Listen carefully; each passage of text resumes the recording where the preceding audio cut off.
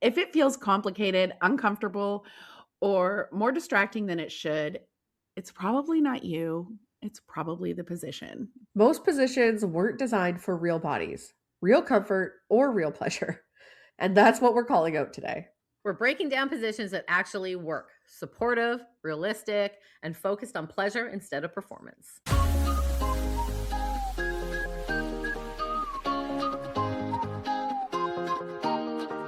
This is Taboo Talk, Not Safe for Brunch. I'm Coralie from Vancouver, and I love digging deep and asking the questions no one will. I'm Amber from Ontario. I'm blunt, cut through the fluff, and get straight to the point. And I'm Vicky from Manitoba. I'm all about real connection because intimacy starts with trust. Let's get into it. Okay, well, I'm a relaxed girl, so let's start with positions that actually keep the body relaxed. No one needs to do a big workout when they're in there. I mean, you're going to have one naturally, but being relaxed is going to just help everything be better. It helps your mind be present and it makes the pleasure and the positioning actually sustainable. So, missionary, let's talk about the basic first. It can be upgraded. It's basic, but it can be upgraded. So, it's such a great position because you have eye contact, connection, emotional support. It's almost like hugging sex, sort of. It's Oh, hugging hugging sex. I sex. never heard that. Yeah. I love that. Forever known as hugging sex. Missionary. Hugging. Well, I hear missionary, I think Mormon. So, Oh, and I know they're not, at least not the missionary that came to my door. I scared him away. He asked me what I did for work, and he was not prepared for the answer. I have to agree, though, what you said about eye contact. There is so much that can happen in missionary because of that eye contact. That eye contact is incredibly connective. It tells you a little bit about what your partner is thinking and feeling. It also immediately makes everything feel expanded. Mhm. Like, it just makes everything feel larger than life, I think. Mhm. Totally. People aren't looking at each other usually, not the way missionary allows. Right. You imagine doggy style? Nobody wants me to side eye them, I promise. When you're in missionary or hugging sex, you can really easily adjust your hips, adjust your angles. Like, have you ever been doing it and you get this Charlie horse in your hip and you're like, ah, but you just got to open your leg a little bit wider or just adjust it a bit and you're fine. You can add pillows under your back or hips for lower back alignment. And it also helps lift up your hips so you get more G spot penetration. And your hands are free for more touch, exploration, all that stuff. So there's a lot of touching, eye contact, connection that happens with missionary. It's really great for people who have mobility issues. Some mobility issues are going to not be so good with it. It's good for people who want that more closeness. And it's really easy for both partners to be rhythmic without strain in that position. Get your pillows out. And when you're comfortable, like, it's so much easier to have an orgasm when you're comfortable. So if you're in position and there's just any sort of discomfort, get another pillow. If you have a husband that's bitching about all the pillows on your bed, sit there and use them to get yourself into the perfect position. And he ain't going to be bitching about those pillows anymore. Okay. Like, oh, that one's for my knee. And you're going to, Right. I think, our wedge as well yes. is a perfect support piece. And it's Yeah. also a little bit of a telltale sign. So if your partner comes home from work and that wedge is on the bed, things are happening. And it's not pie. No. I mean, it could be, Yes. but Okay, let's talk about spooning. Okay, because spooning is like a lazy genius position. I'm not a spooner. I've talked to a lot of people who are spooners and they love it because there's no pressure on their joints, on anyone's joints. You're just laying there, you're spooned. The body to body, like your bodies are spooned. So that's releasing oxytocin. It's increasing your oxytocin, which is the connecting hormone. It's great for longer sessions again, because you're just kind of laying there, spooning. And it works really well for partners with extreme height differences, or even you don't even have to be a different height, but maybe one partner has a really short torso and one partner has a really long torso. Spooning is going to help alleviate that because you can get into a better position for each other. It's really relaxed, cozy, grounding. So it's really good for people who want slower, calmer intimacy, partners who want emotional and physical closeness, and anyone who hates supporting their own body weight. That is a lot of work. Yeah. That is the workout, right? Sure is. So, yeah, and again, it just helps you relax. Relaxed bodies receive pleasure better, and it's like a slow burn over faster intensity. And I know a lot of times as we get close to orgasm, a lot of times we're like tensing up like our bodies are because our muscles are enjoying it. But if you can try to just relax, you will find when that orgasm hits, it's going to be a better orgasm. You can write us a thank you letter. Take us out to dinner. I also think that the spooning position is one of those that sort of happens inadvertently. Sometimes it's that like middle of the night wake up call. Yeah. Where it's like, hey, like, is it maybe now? Yeah. Right? Like So we've never even tried it. I feel like my butt's too big for it, but I don't know. Maybe we got to. I think body size matters Yeah. too, right? Mhm. So I think that if you have a little bit of a belly, if you've got a little bit of a butt, I think that it does definitely make things a little more challenging. Sometimes you're not necessarily spooning, you're more of an L. There's all kinds of different ways that you can make the spoon style happen, but Mhm. yeah, it's not my favorite. Mhm. Yeah, if you love it, please let us know why, like what you're doing, because I Yes. am curious. Yeah. Please draw us a diagram and email it in. Yeah. Please. We want to see how this works for you. Put in the subject title, spooning. We'll go right to it.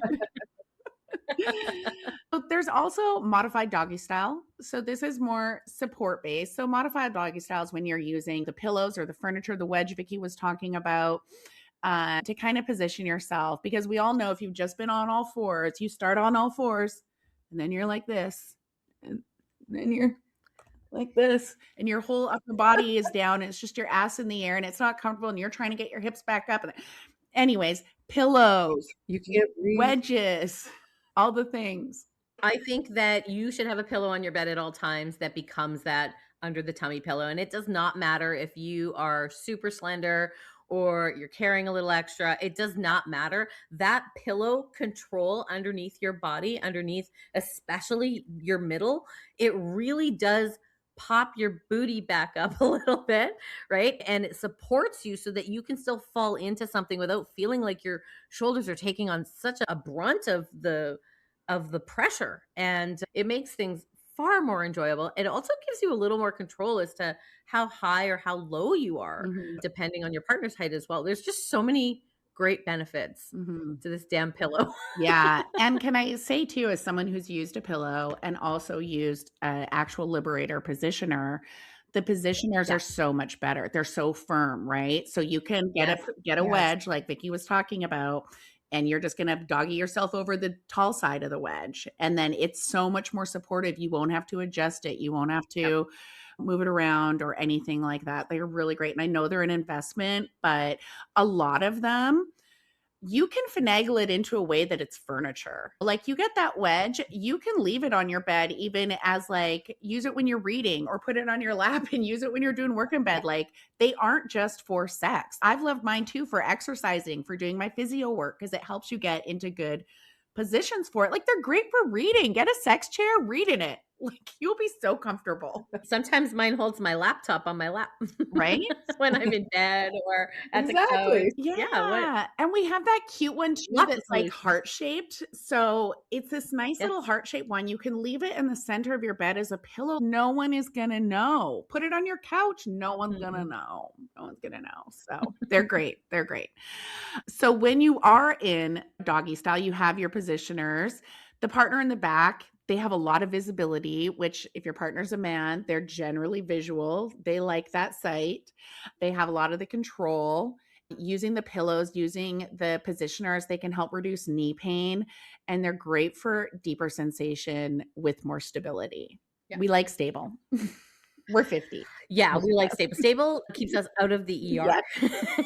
And our goal is not to go to the hospital this year, right, guys? That's exactly right. Yes. That is our goal. Yes. Protect the butthole. Right. Well, and I don't think just in this position, you're not just using pillows for one person. You could be on the edge of a bed because if your partner's knees aren't great, Right. Right. they may not want to kneel down behind you. Totally. they can stand up behind you, behind a chair, behind a bed, behind something, Yes. right? So they're standing, you're still doing this doggy style, but they're standing, you're on this wedge pillow. Mhm. Yeah. Also, don't forget body parts matter when we're talking about positioning, of course. So, somebody who needs a little more leverage, having that your doggy style, but maybe one leg up and one leg down, that gives an opportunity for a little bit of sideways action. There's just think about positioning, think about body parts, think about what works and what doesn't work. The practice is the fun part anyway, figuring it out. So, yeah. Yeah. Oh, that wasn't that good last time. We better try again. Right. I mean, I Practice might not say makes that. I perfect. mean, it'd be like, we make an adjustment. Yeah. Ooh, I know. Next time, let's try this. I just thought of it. Yeah, you've been with your husband for 25 years. You can't tell a new partner these days, "Oh, that wasn't great. Can we do it this way next time?" Yeah, the egos are Oh, fragile. he knows if I say it wasn't great, it's not because of him. It's No, because of me. It's it's because the it's scenario. the scenario, and I'm like and it's not like well, we actually do. We sit there afterwards. We'll be like 7 out of 10. We're talking about our orgasm. Yeah. I love That's it. our Back to the decompress. sex decompress. Yeah, Those I are love sore. that's great. That'll do. But anyways, back on track here. Just always remember that stability beats acrobatics. We are not gymnasts. Mm. We don't want to hurt ourselves. Comfort is the foundation. But once your body feels really supported, the next thing that really changes the experience is access. Let's talk about positions where angle and control actually make pleasure easier. So these positions help when angle, stimulation type, or accessibility is the priority. So the first one that we're going to discuss is actually Cowgirl, partner on top variations. Works for all body types, right? Because your one partner is lying down, one partner is right on top, or you could be sitting on top. Gravity helps instead of fights. It's kind of missionary style positions because you're kind of missionary, but you're on top. Mhm. Yep. The best part about this one is the clitoral access for the Yes. female. Like it is right there, front and center. You better be playing with it. Or I mean, play with it yourself. That's fine. Get a toy. Yep. Like, get on top, get a toy. Yeah. Partners with different heights, this is really good for. And it's a good slow building pressure, but you have control if you're the partner on top, and now you can control the pressure, you can control the speed, you control how that goes. What I think is so cool about Cowgirl too is you can like go down and be more like missionary and hug and close, but when you Yes. sit up, that feels powerful, right? And then It changes they're getting a everything. great view, Yeah. and I feel like it hits the spots better. Yeah, absolutely. Mhm. And I mean, having that control can increase your confidence. Right. Sure does. And your Yep. orgasm. You know, hell yeah. Like you know just the angle to move, just the way to move. It really does change the sensation when you're in control. Yeah. I also think what I really like about the cowgirl position is that your partner can hold your hips and just sort of move in the way that feels great to them as well. So Yeah. it's kind of an opportunity to learn each other's pace. And when you're up there, like you said, you're powerful. You're taking care of business when you're up there. And I think that it's also very communicative. Again, you're still face to face, like you said, but you do have that opportunity to sort of find where you connect. Mhm. Exactly. Absolutely. Mhm. And pacing is everything. Yes. Like, you know, sometimes slow equals consistent pleasure. Mhm. It's not always about the speed. Yeah. No. I think that in my experience, I find that men think that women want and need that quick movement and thrusting, and I think that that's great sometimes, but I think that for a lot of women, it's that what you said, that slower pace, that constant pressure. Corley, you mentioned exactly how it hits perfectly. I think if you're not trying this position, you need to put this into your playbook and just test drive some different tempos and figure out each other's bodies because This is my favorite. I think too, touching on what you said about the going slow, I think that there's two separate reasons why men will start to go really fast, whether it's during sex or even during oral sex. One is for regular sex. I think they enjoy it more when it's like Yeah, faster. And so it's not that I think they're not thinking about us. I think that the common thing is, well, I enjoy this, so they must too, right? Right. It must feel as good to them, Right. that thought process. Yeah. And then the second thing I think is they think, well, God, her vibrator goes 5,000 miles an hour, so she must like fast. And I think different. that's very different because your vibrator, just imagine your vibrator is just touching one spot. Typically, you might move it around a smidge, but you're not moving around a lot. You do have that intense vibration, but there's not a lot of movement involved. Just this is in general, but these are just like assumptions that people make. And go slow. Yes. Well, and that's why the sex decompress is so important. Yes. Amen. Love. Nothing like the sex decompresses. It next to Cowgirl, it's my favorite thing in the world. I can't wait to hear more of your favorites. All right.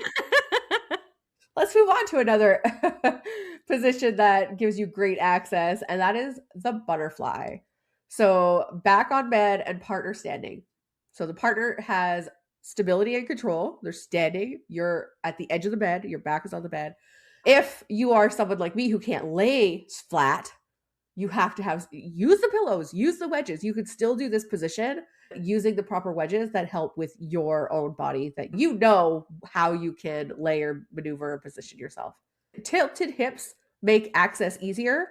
So this is where especially that pillow comes in. Add that tilt. And of course, it's going to help access to that G spot. Your partner has access to your clitoris. There is so much access to all of your body when they're standing over you. Mm-hmm. And this can be great for different heights. Yeah. This is our favorite. This is 90% of the time. And it started because I was pregnant. And my youngest is 23. And let me tell you, between a torn ACL, a blown up butthole, and it's so good for both of us. If you're not doing this one, because a lot of times people message me and they'll have a problem and I'll suggest this and they're like, oh my God, I never thought of that. Yeah. It is such a good position, you guys. Yep. Find the perfect furniture for the perfect height. You're good to go. Yes. Yeah. But again, the sex decompress is going to get you there. What needs to adjust? How do we modify? What do we do? Yep. I'm pregnant. My belly's in the way. Oh, my back is really uncomfortable. Or whatever, right? We're supposed to be having sex through all the years. So we need to figure it out. We have to find out what works for us in different scenarios. Yeah. I love it. I love that we're talking about this. And I mean, I think this is best for people who want comfort and intensity, but also who need position adjustments for whatever stage of life they're in. Yeah. Partners who prefer less bending or lifting, like you're not putting any strain at this point. All right. So this next one is called the kickstand. I love that. I know we're talking about easy and accessible. So this does not, it sounds harder than it is. It's kind of like you're semi-reclined or you're in a missionary, you're laying down. One leg is bent or lifted. And you could use a ramp pillow or ramp wedge to help you with this one. Your one leg could be down your other leg could be down on the floor. It could be just laying flat on the bed. And one leg's stable, but one leg's relaxed, right? So it's kind of giving you support, but also relaxing. But it gives your partner access in a way that the angle works perfectly for giving you like a little bit of a difference, small changes, that kind of thing. So this works because it can actually relieve hip and back tension. It's an easy angle that can be adjusted without stopping. So you could be in missionary position and then totally switch to this angle. With this angle too, you're right. You can have your legs prone if you are on your back missionary. You can have your legs prone and then just pop one leg over, right? And if your partner is on top, they can easily adjust and they can pop your leg and they get there's just so much control that you can have in this position, and it really does create way better angles. I will say though, I had a massage therapist once tell me that she tells all of her clients not to have with one leg straight and one leg up. She says it's really, really bad on your back. So also book a massage. Just saying. I mean, how long do you got to be there for it to be really bad on your back? Well, I mean, I guess it depends on the vigor. Were they using an angled pillow? Did you have a wedge underneath? Probably not. I'm gonna That's guess right. no. See? Yeah. And The wedge is important. let's just make a point that people talk like people like actually have physical intercourse for an hour when what is the average 5 to 10 minutes? Like somewhere in there, I can't remember Yes. the numbers off the top of my head of like continual. Yes. And it hurts Yeah. after 10 minutes.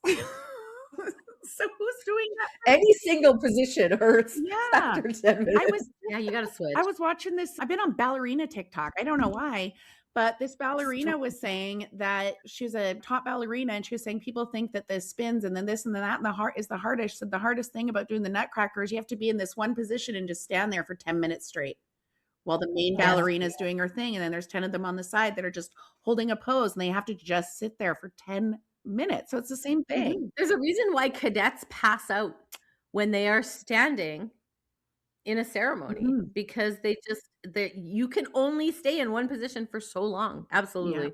No, you got to switch it up. Everybody's got to be switched. Mhm. And you don't need a whole new position. That's where the kickstand That's comes right. in. Yeah, I love that. Because you could be in missionary and then, oh, I need to adjust. Yeah. Boom, kickstand. Mhm. You're good to go. Angle and access can unlock a lot, but pleasure isn't just mechanical. Connection, communication, and full body involvement are what take things from good to genuinely satisfied.